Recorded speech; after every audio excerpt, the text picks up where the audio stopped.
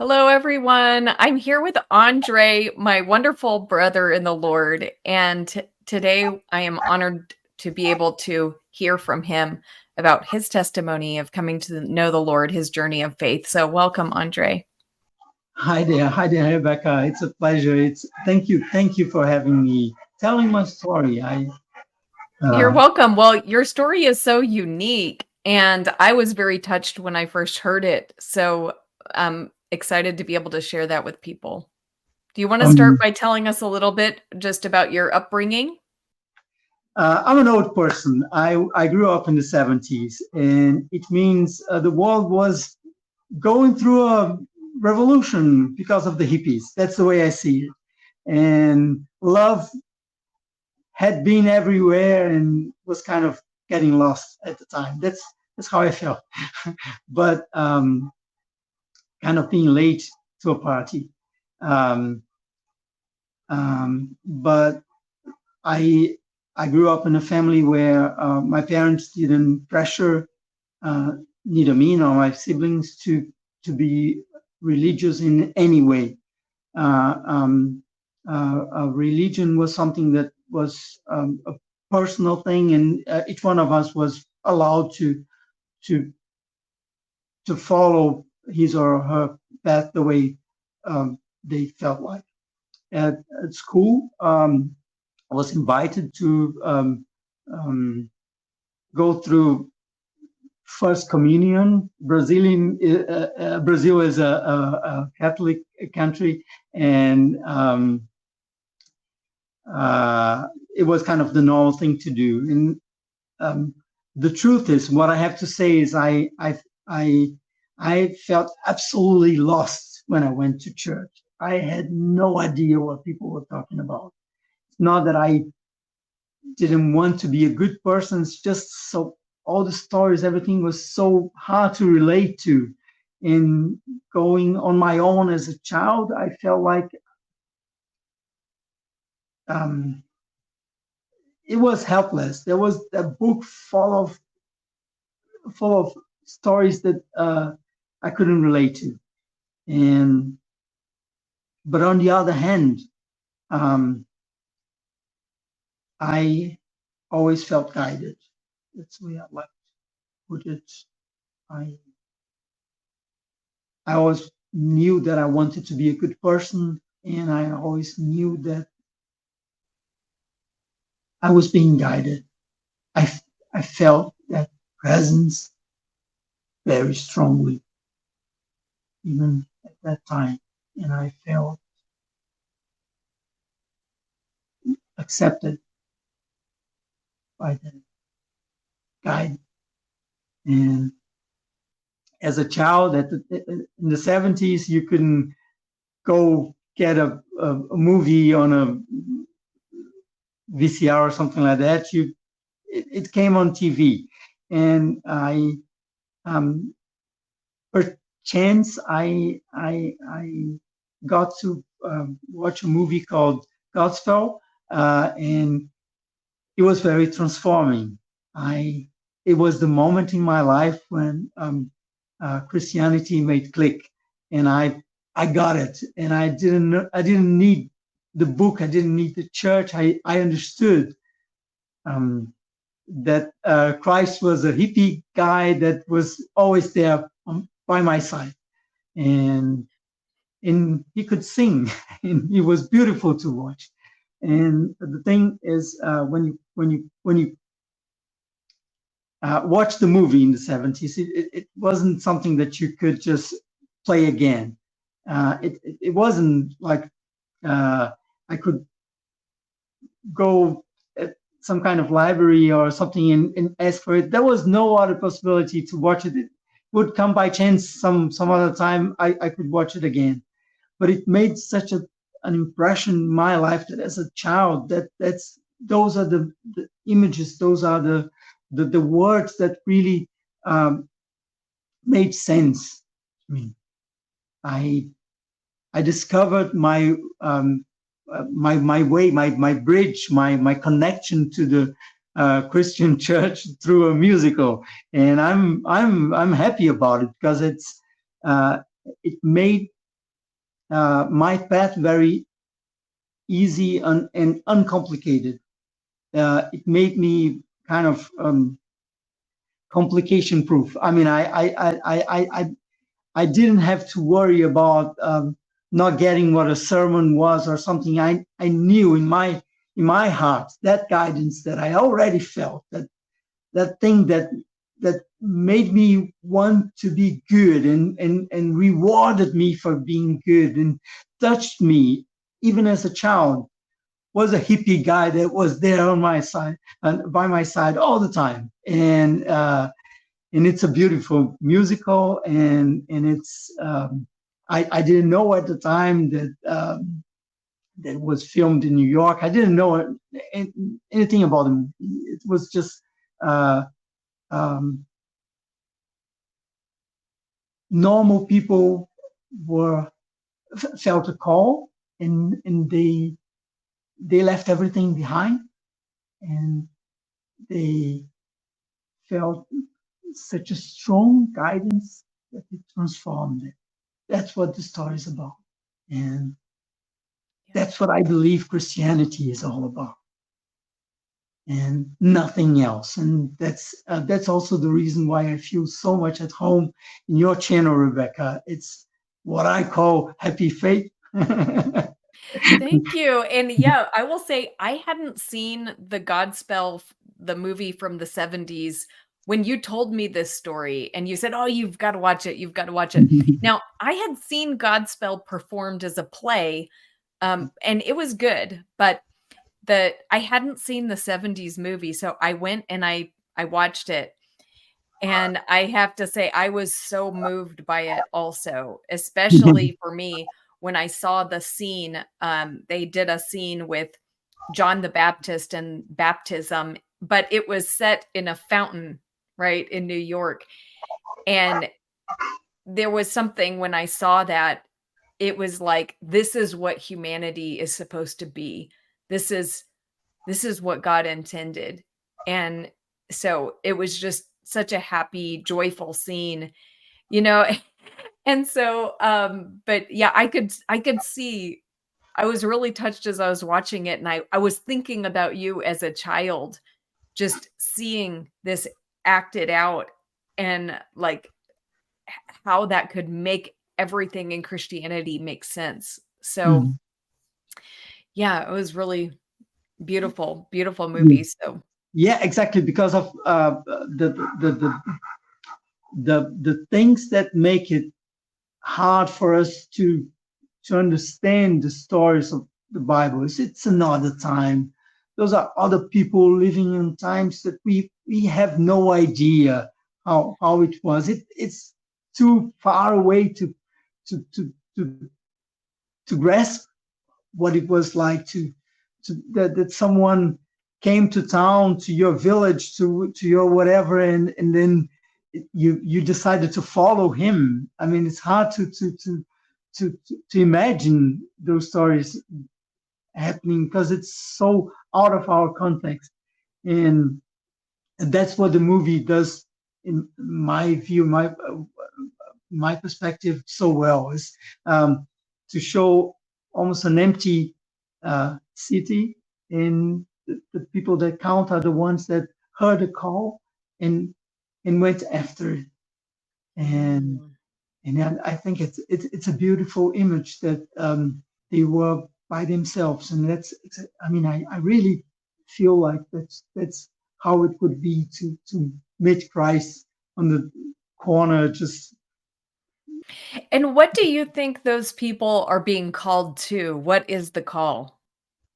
to leave everything behind and live by the Spirit, to go after love and loving each other, and really not allowing yourself to treasure anything more than that. That's what I really believe. It's kind of, I'm a radical Christian.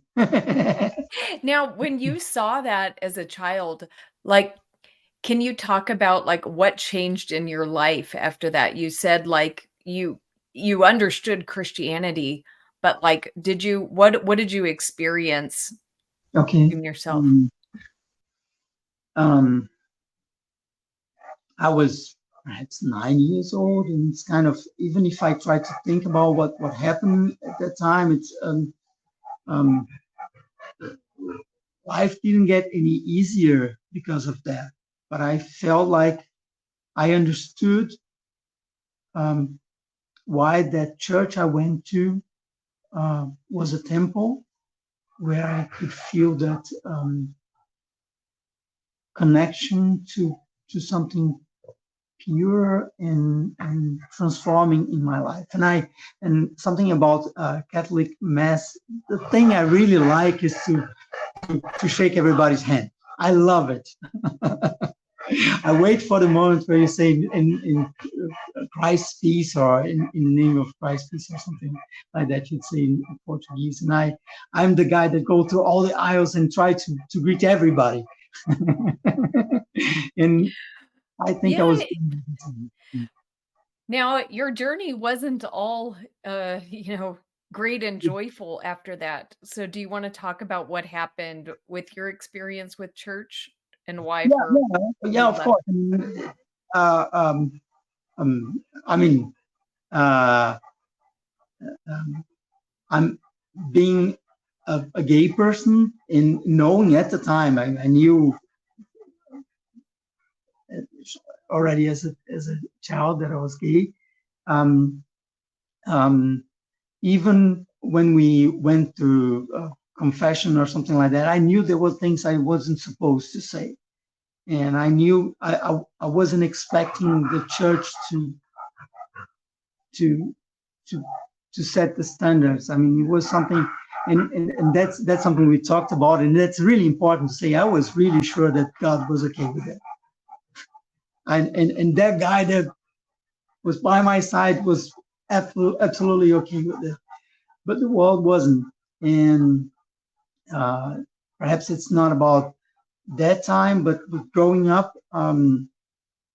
I the church divided for me between something that the temple I want to go to and I treasure, and what I call the firm, the bank account, the financial side of it, and um, I try to separate those things. And as a teenager, um, I I kept on going to church on my terms, and in Brazil, that's what happens in the Catholic Church. Those are big churches where you're um, very much on your own. I mean, you go praying, but there's not that sense of community you have in smaller church, in evangelical church. It's more of, you go there, you do your thing, and you go home. And when I was 17, 17, 18, no, older, 20. I'm sorry. Mhm. Uh, I I felt a call. I wanted to become a priest. Um, um, it was a time I was already studying veterinary medicine, and I was going through life, no problems, but I had a problem with my motivation in life. I didn't know exactly why I was doing that, you know, struggling to achieve something. And the presence of God in my life was always very strong.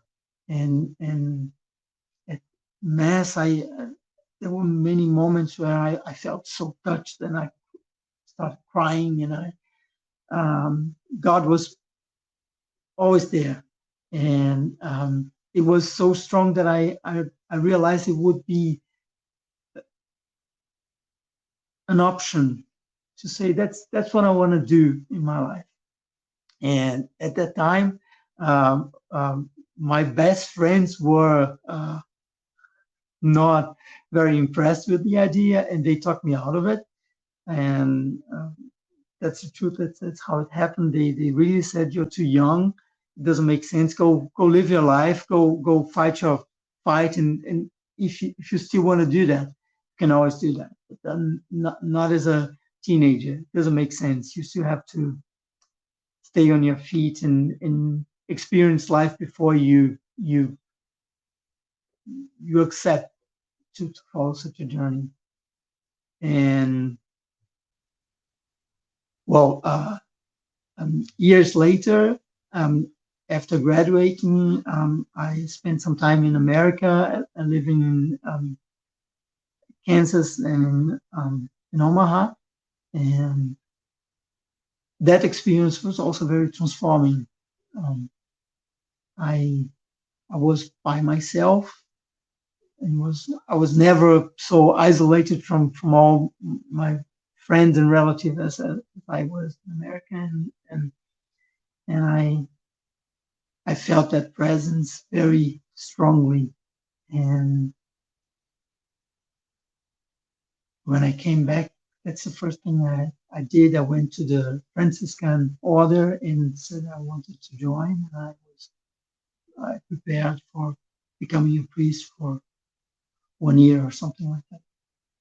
And the thing is, then it came the time when someone asked me about my sexuality, and I was truthful. It wouldn't make sense to lie before someone that, I mean, you expect to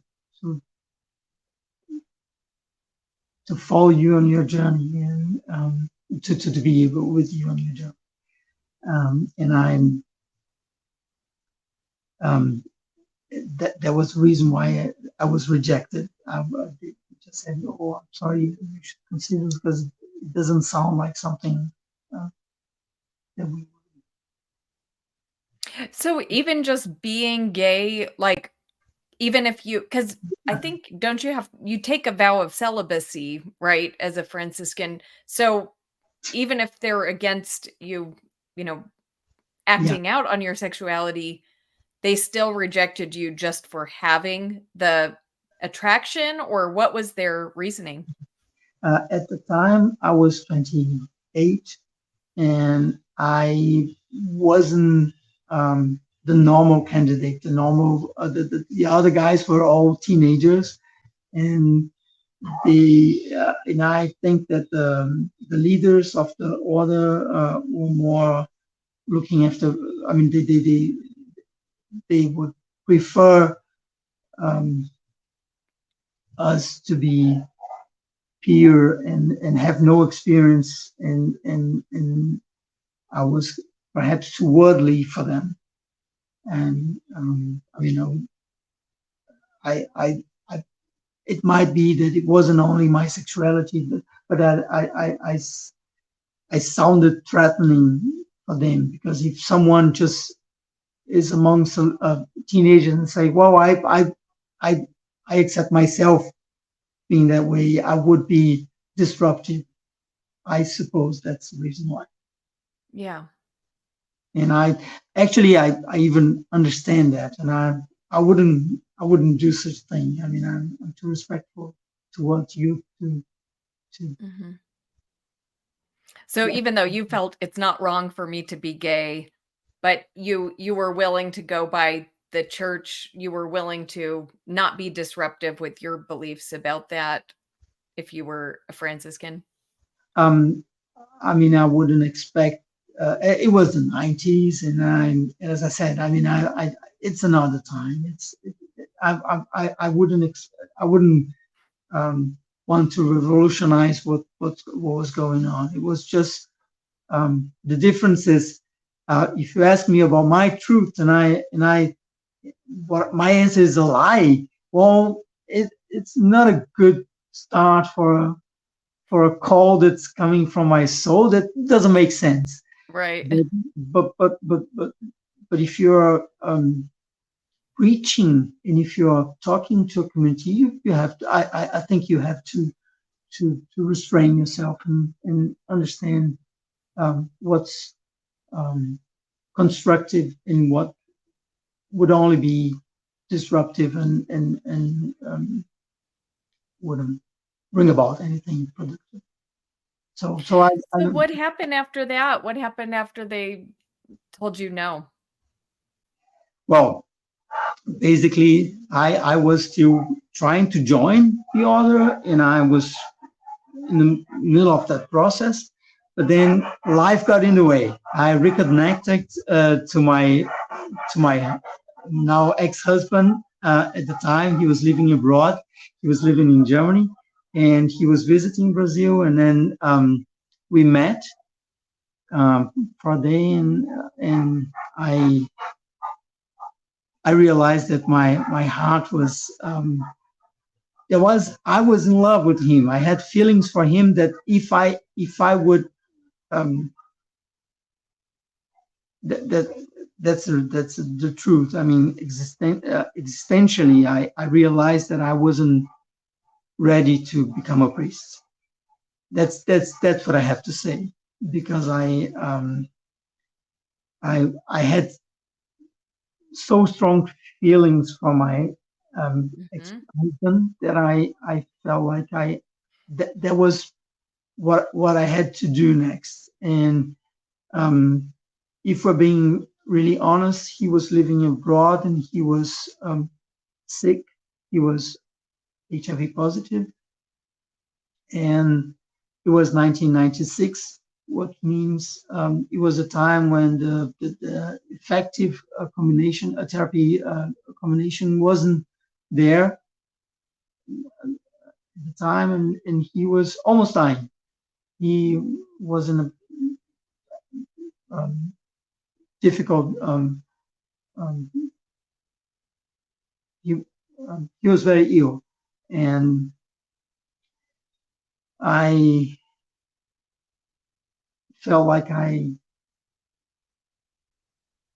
wanted to try a relationship with him, and we kept in touch for the next couple of months. And then I came to Germany and I talked to God about that.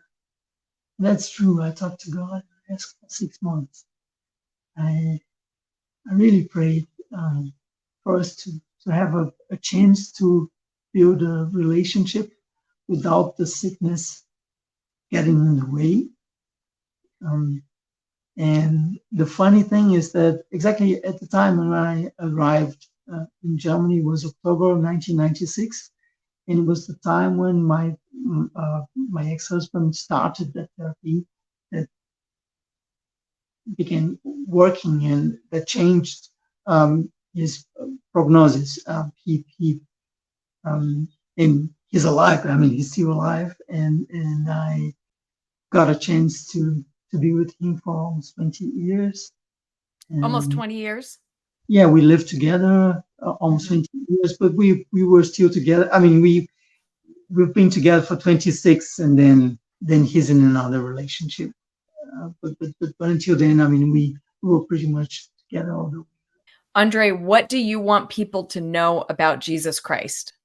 Oh God, I mean, we are at the right place, because I really like what you have to say, and it's all about love. That's the message, and I really believe that you can summarize all those stories with the one commandment and one idea of how much we have to treasure one another and treasure ourselves, and understand that there's something bigger that connects us and that um, blesses us, and it's also present inside of us. And and actually, I'm kind of, I mean, that's another part of my story. I don't try to know everything. I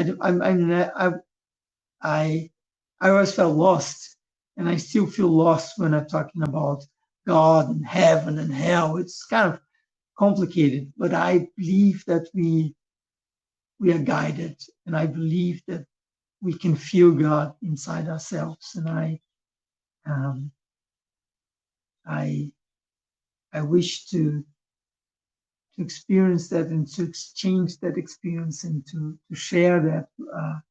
And I think I found the right channel, exchanging those positive energies, and I feel like home. Much. That's what I have to say. Thank you, Andre. Thanks for sharing your story. Thank you so much. I apologize that my dog heard something outside. Started the recording again. I have to show Touchy because he Yeah, was yeah, yeah. breathing so Totally much of makes the sound. sense. I want to That's introduce great. him. That's necessary. That's great. That's the Yeah. dog that, yeah. And I have an old dog that that used to be the center of attention, and he wanted to play. His own self for heavenly food.